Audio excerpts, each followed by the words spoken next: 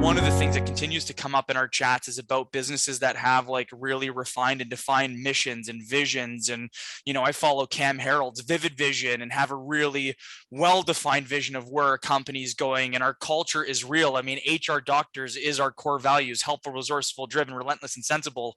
And I think having those things helps us understand where we're going. And I think, again, this is something that came up in one of our previous chats with Lori about having your own personal like vision and mission and goals, and even your own like outside of work vision to know what you want to do. And I think a lot of job seekers don't do that because they're more focused on getting a job because they have to have a paycheck. And of course, like if you're unemployed, it's a terrible situation to be in. And sometimes they'll forego some of those really critical and important things. I think where we see it more, and this is obviously something we do too, where we're headhunting, is the person who we've approached or the applicant who's currently employed and is in a position. When we talk to people often who are employed, we'll kind of go, you're either really happy in your job and you're not looking for a change, you're really happy in your job but you're open to it, or you're unhappy in your job and you really want to get out. And it's those people that are employed that are in the driver's seat and have more control over why they would or wouldn't change, is where this starts to become a really critical piece. The person who's unemployed who just needs a job, this is like a really nice to have, but it tends not to be a driving factor of I'm only going to take a job, unless the person's in a great situation where they've maybe taken a leave. Getting paid today isn't a critical piece, but that disconnect in the workforce that we see is a lot of time those unemployed people, where we've got a ton of businesses trying to hire and a ton of people who don't have work, and yet we can't get them together. But I think really to answer the question, where we see a lot more desire and request and interest in truly uncovering what a company does, is from that individual who's in a situation where they're not stressed and pressured. And it's really about finding the ideal fit. And I think that first comes to, what's the position? What's the role? Who am I working with? What's the company like? What's the long-term future like? And how does the company show up for its employees?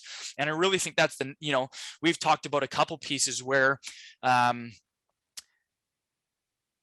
especially through COVID, this pendulum swung, and it swung more in the employee's favor, and for good reason. They're able to ask for more, and businesses have really had to step up. And I think, with that pendulum swinging, employees want to know more on the front end, and also while they're there, if they're going to contribute and they're going to perform, how those companies are going to step up for them. But I think one thing we talked about, and this is a great segue, is that ROI, that profitability piece, because I think businesses will continue to do whatever it takes to retain and engage their employees and invest in them, but it all has to tie to the bottom line. Like, businesses are here to make money unless they're a nonprofit. And so, as employees ask for more, it also can create this divide where, employers are willing to do more, but then employers also want to make sure they're getting that return. And that's obviously, to the bottom line. The company has to be profitable. The company can't do these things forever and not make money. Eventually, that's where, mass layoffs come from, right?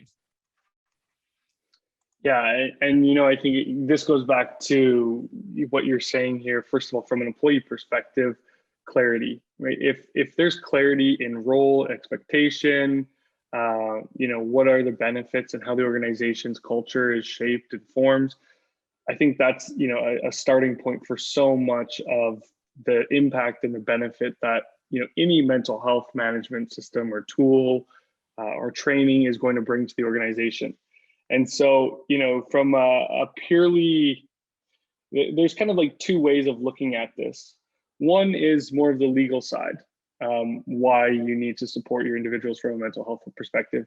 And there's actually an obligation, and I'm not going to get into like the details there, but there basically needs to be, and employers have a duty to ensure that their individuals are safe in the workplace. Right. But in addition to that, when you start looking at productivity, performance, short-term disability costs, long-term disability costs, absenteeism, right? These are all, as you kind of mentioned in your 3 pillars from the starting point, these are all intangibles that, if you have a great star performer, what their value is, regardless of how much you're paying them. And you generally are trying to keep that individual because the exponential value of what they produce on a daily basis and how they inspire others in your organization and how they influence the culture, right? That is worth, its weight in gold.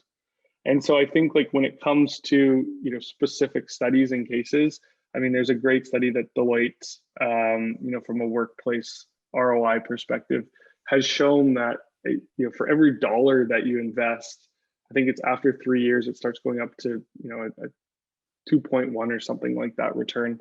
But it's significant. And so it's the idea of investing in your people is good for people, but good for business. And so, there's countless studies that have been done. And I think it's just like really reinforcing that and showing people the numbers, showing people the metrics, but trying not to, like, you're going to do a disservice if you try to just bring in, a calm and a headspace and just give it to your employees and say, yeah, we're taking care of their mental health, because you're not going to see the benefit. Right. You're not going to see the impact. And so you really, truly need that holistic approach.